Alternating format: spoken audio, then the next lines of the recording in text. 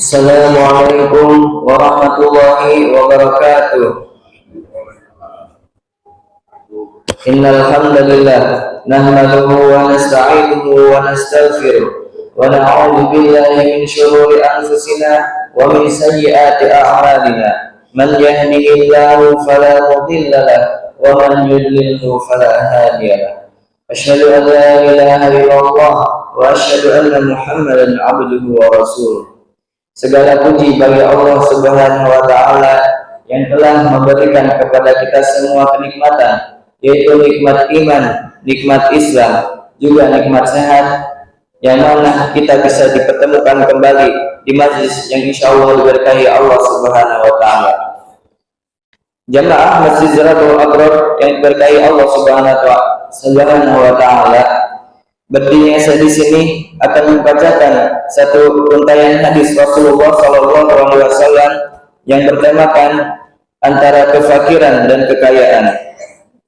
Rasulullah SAW bersabda, "Idza nadhara ahadukum ila man fuddila alaihi fil mali wal khalqi falyandur ila man huwa asfala minhu mimman fuddila alaihi." Jika salah seorang dari kalian melihat orang yang lebih unggul dalam harta dan tubuh, maka hendaknya ia melihat kepada orang di bawahnya, yakni orang yang ia ungguli. Hadis riwayat Al-Bukhari dan Muslim. Tak ada manusia di muka bumi ini yang mau hidup dalam kefakiran atau miskin, tapi kefakiran itu tak bisa dihindari jika Allah Subhanahu wa Ta'ala menghendaki terjadi pada seorang hamba.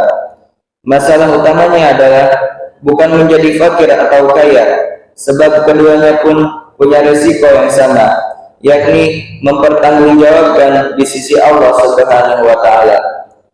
Al-Imam Al-Hasan Al-Basri rahimahumullah mengatakan, seandainya Allah Azza wa Jalla menghendaki Dia menjadikan kalian semua sebagai orang kaya, tiada orang fakir pun di antara kalian.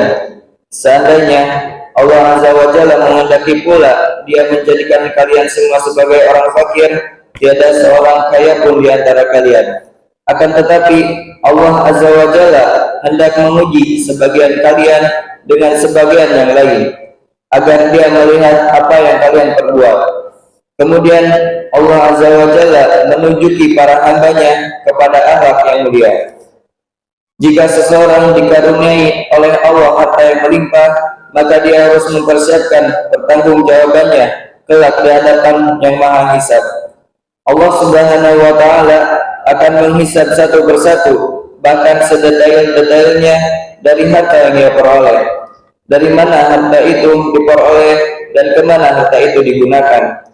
Harta itu halalnya dihisab dan haramnya diazab.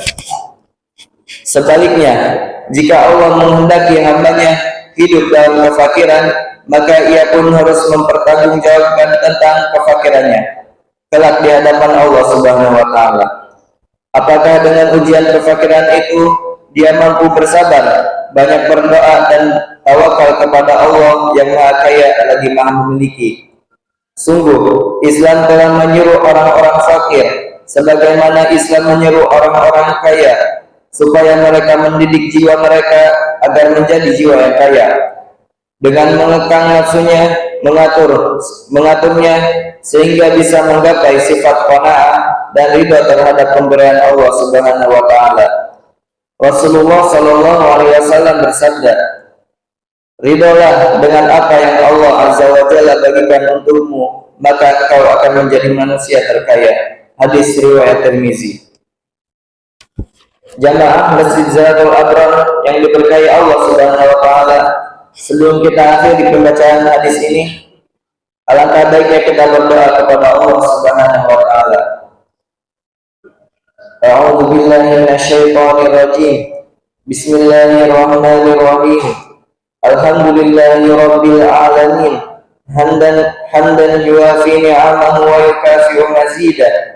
Ya Rabbana lakal hamdu wa lakal syukru kama yanbaghi li jalali wajhika wa 'azimi sultanik. Allahumma shalli wa sallim ala sayyidina Muhammadin wa ala ali sayyidina Muhammad. Ya Allah yang Maha Besar dan Maha Kuasa, kami mohon kepada Engkau ya Allah untuk para musyrik, pemberi wakaf, orang tua asuh, donatur, pembina dan pengurus yayasan, pengurus ponpes, bapak ibu jamaah salat subuh Masjid Zatul Abrar dan umat muslimin dan muslimat. Semoga diampuni dosa-dosanya, dosa besar, dosa kecil, disengaja ataupun tidak disengaja.